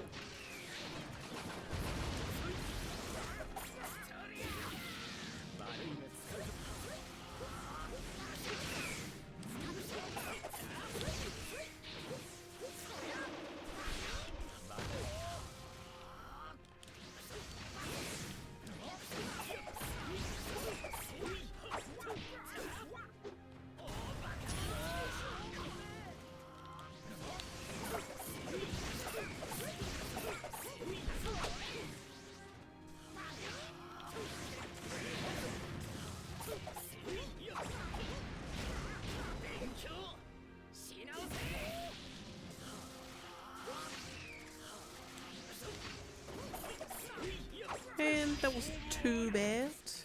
Could have been faster, but that's alright, I'll take that.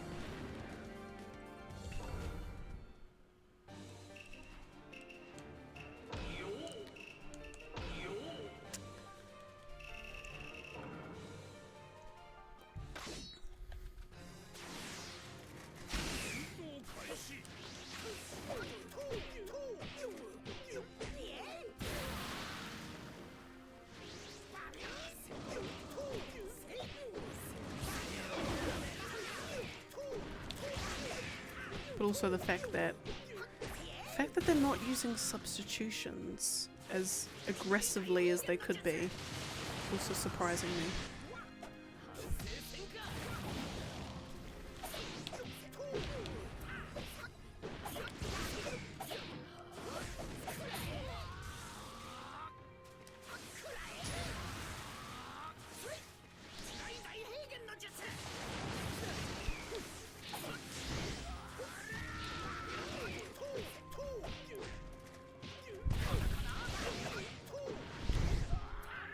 Beans.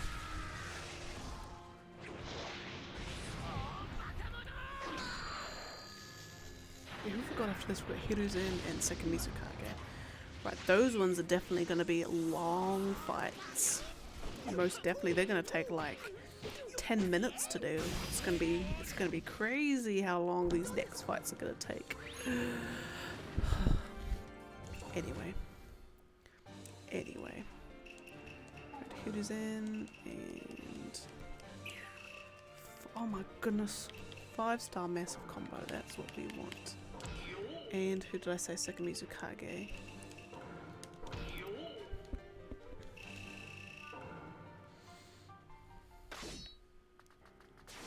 Yes, I'm definitely gonna think just aim for 76 fights.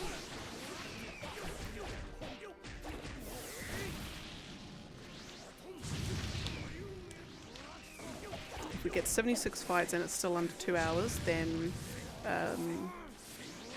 we'll do one other set, and if it's over 2 hours, then as soon as we do fight number 76, then we pause. Then we give it a rest, because we're approximately averaging about 71 fights per day, and that's an average. So as well, it's obviously not, well, it's factoring in, but that's also bearing in mind there've been days where we've done far less than 76, and or 71 should I say, and there's days where we've also done far more, and that's the whole point of averages. It's the whole reason why it's an average. It's that, and why basics, like learning the basics of statistics is so important, and why I think it's crucial that everyone learns the basics and what it means, because like one of the things that both me and the boy remember, and what my dad, what mum and dad were saying, we were watching an ad on TV or something. The thing that my mum and dad both, more so my dad than my mum, but what they love doing and what I appreciate at the end of the day is they were very skeptical of ads and things, but they'd also point out all of the little, especially when it came to like numbers and little advertising techniques, and if when you think about it, this is what they're actually saying, or when you think about it, it actually means this. And it was things like when they say, this toilet roll is 10 times bigger. It's like 10 times bigger than what? And then in small packets, small little fine print, it'll be 10 times bigger than the roll that had one piece of toilet paper on it. It's like, it doesn't mean it's like the way that they're phrasing it is, 10 times bigger than one sheet just means it's 10 sheets. So it's all that, so it doesn't mean it's this crazy, huge, insane amount of stuff. Same with like 20%. Oh my god, 20% more effective, 40% more effective, and the extremely misleading use of that phrase, because you know, and it's basic maths at the end of the day. You know, if they say, if I eat ice cream every single day for the rest of my life, my chances of developing ice cream blood syndrome increase by 50%. So then you're like, oh my goodness, that's an insane amount. I've got a 50% chance of getting ice cream blood syndrome. No. Because the real question is, what was your risk factor before? If your chances of getting ice cream blood syndrome was 0.1%, then 50% more is 50% of 0.1, which is 0.05. So now your risk of getting ice cream blood syndrome is now 0.15%. I think. Could have got the math wrong on it, but I'm pretty sure that's what it is. So it's not that my risk has gone up to... I haven't even hit 1% yet of a risk.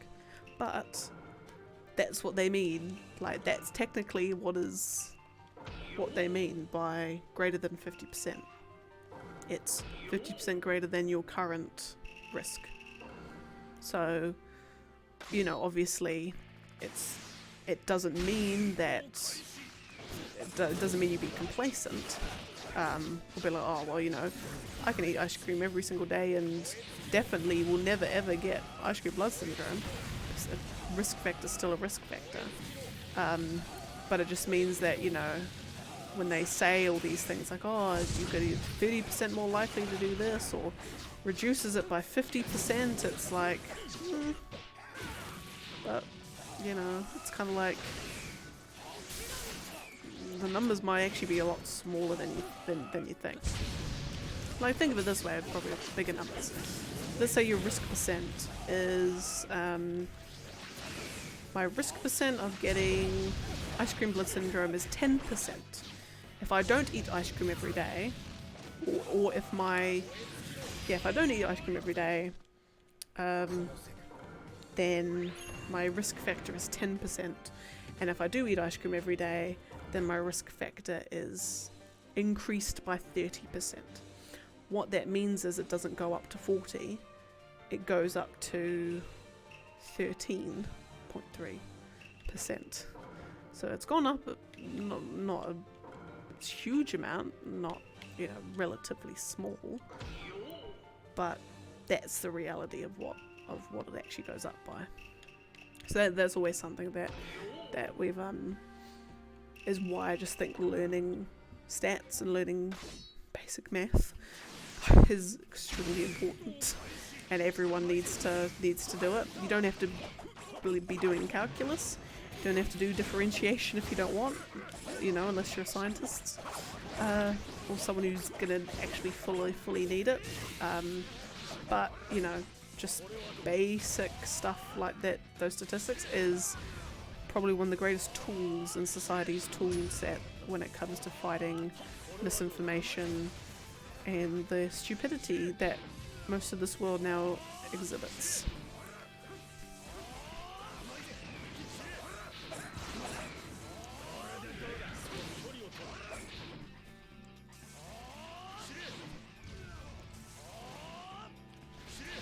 Same with reading. You know, literacy I think if you say that literacy and reading and writing is not important, then you got something wrong. Because it is insane. And it's not just, you know, it's not in the sense of, oh, you need to know how to write so you can write pretty stories about flowers and castles. It's to be able to have the skill, it's the critical reading, it's the critical thinking. Can you read an article that someone's written and have the skills and the knowledge to determine, okay, who's the audience of this? What techniques are they using and why are they using them, and what effect is it having on me? Are they using very particular emotive language? Are they using lots of imperatives? Are they using, you know, lots of colloquial terms, jargon, you know, and what is their reason for doing so? What is it making me feel? And what would be the purpose of making me feel that way?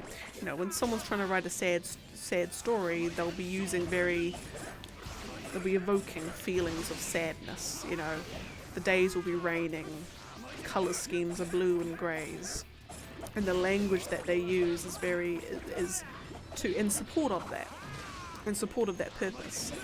And so when someone's writing like a news article or an editorial opinion piece on Polygon, God forbid, you know, to be able to read that and critically think about it and say, right, who are they writing this for? What are their biases that they're using or unconsciously using? Are they using lots of emotive language when trying to put together a fairly objective article? All of that sort of thing.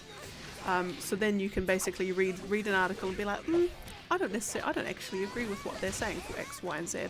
Or I don't think, if you're trying to put forward an objective argument, why are you using lots of emotion evoking language to make me feel a certain way? This person is trying to change a behavior or change a mindset, therefore they're using lots of language to get us emotionally invested in what they're saying and to almost like drive us to action, you know, that sort of thing. And learning reading and writing and language and literacy skills helps with that comprehension, I suppose, of being able to critically think about something. You know, what theme, like in a novel or whatever, what themes are they trying to push? All of that sort of stuff. So like literacy and numeracy are just the foundations of everything, and I think anyone that doesn't prioritize them is setting themselves and whoever they're making the decision for up for failure. That's what I truly believe.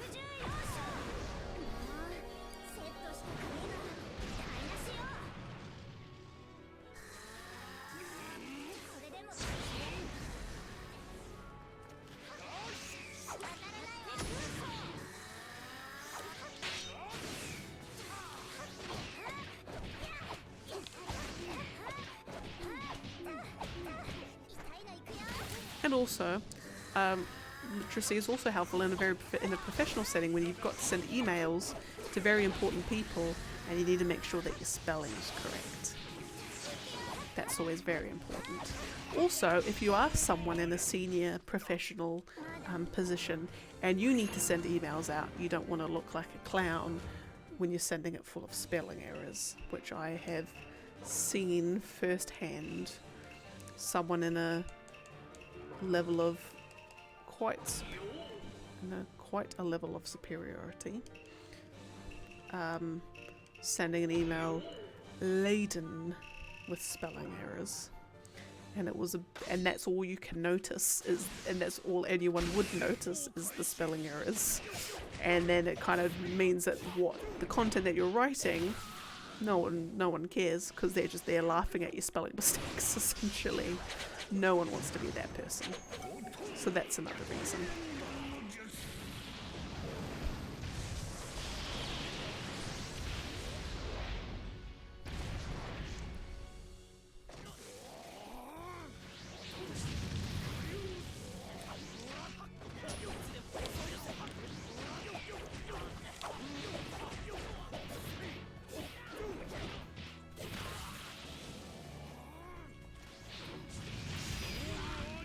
You know, and there'll be, that being said, there'll be the unintentional spelling mistakes and things, or even just words that you've just never, you know, I will never fault anyone for either pronouncing or spelling a word incorrectly when you've heard a word and you spell it incorrectly, or you've read a word but you've pronounced it incorrectly. I will never ever fault someone on it, because the amount of times I was pronouncing facade wrong, because I'd only ever seen it written in plain Pokemon. So I think it was Facade. And then I think I heard someone say it, and I'm like, oh, that word. Oh, okay. Yeah, so I've been in there, we've all been in that situation, so that is fine. But if you're like age 30 and you still don't know the difference between your three theirs, weird. But then again, if no one's ever shown you, then again, can't fault.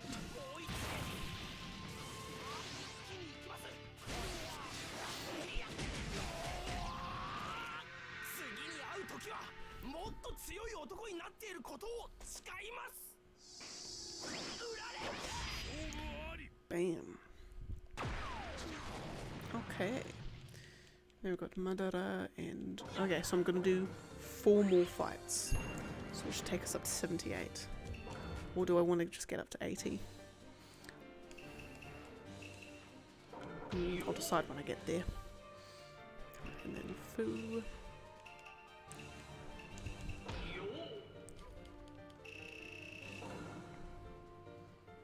No, I'll go to 78.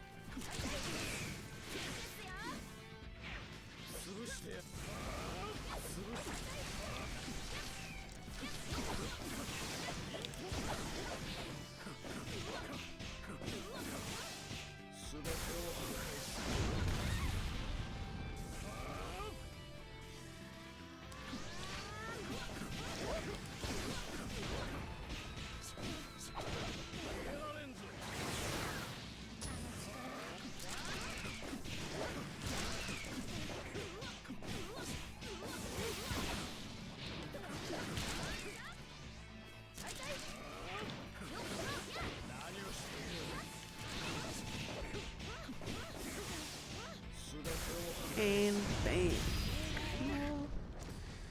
And then Fu.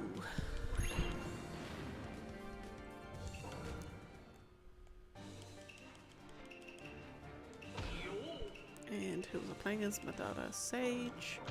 Lovely. Yeah, because the next matchup is Choji and Obito. And I think it's fitting if we finish with Obito, because it's been a day full of fights with him in it. So might as well. And also the fight after that is Sasuke, Orochi and Mifune, and that's a good one that I'd like to start off the next day with. Day 55. It'll be exciting when we get to day 100. I'm really curious as to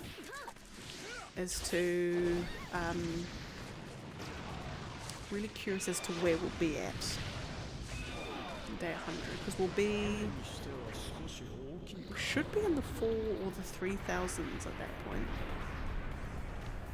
I think.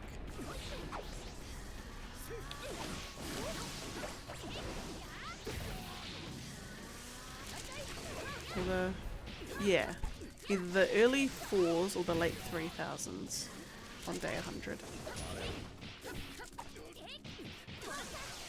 Hopefully in the 3000s.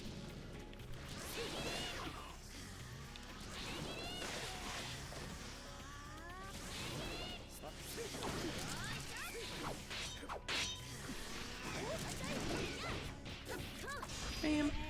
Okay, right, last 2 fights. Let's go. Right, so Choji and Obito.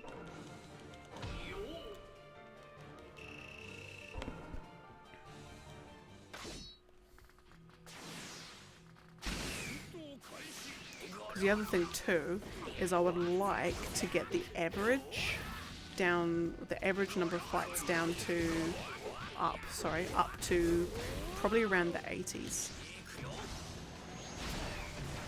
That would be my ideal.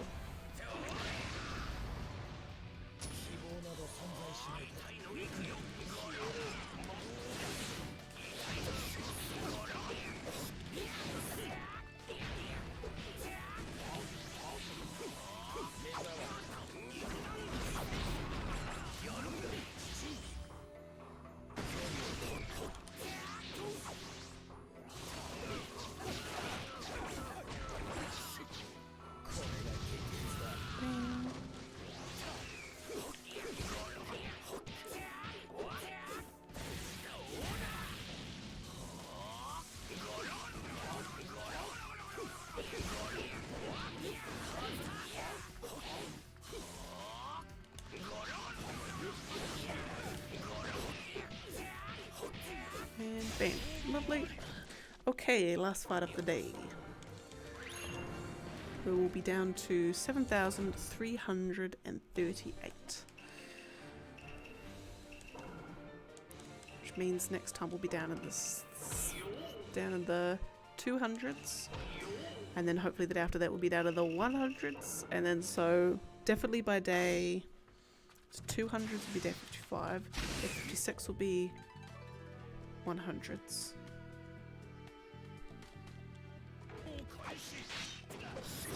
Day 50, yeah, so definitely by day 60, most definitely will be down in the 6,000s.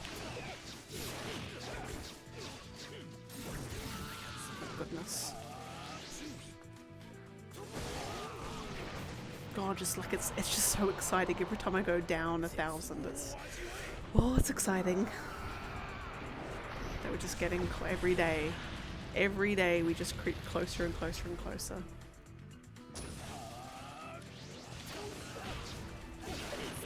I genuinely, honestly don't know what I'm gonna do at the end of it. Like,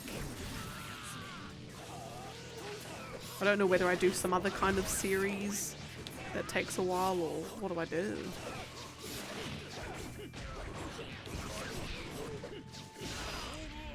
Fabulous. Okay. I think maybe by the time we finish Ultimate Ninja 5 we'll be out. Okay, so my list is 38. Lovely. Alright. I will call it there for today. I must say a big thank you to everyone for watching. I hope you have a fabulous morning, afternoon or night, whatever you is in the world today. Tomorrow we will be starting Crisis Core. So excited. Saturday will be a Trails of Cold Steel day, and then Sunday will be day 55 of Naruto. Very excited, looking forward to it. The following week will be Christmas, well, coming up to Christmas. Thursday stream I should be okay. Friday stream I should be okay. Saturday or Sunday, most likely not. But we'll see. I might just do some longer streams on the other days to make up for it. Anyway, I'll call it there. And I will see you all in the next one. Have a lovely day, a lovely morning, a lovely night. And I love you all. Ciao.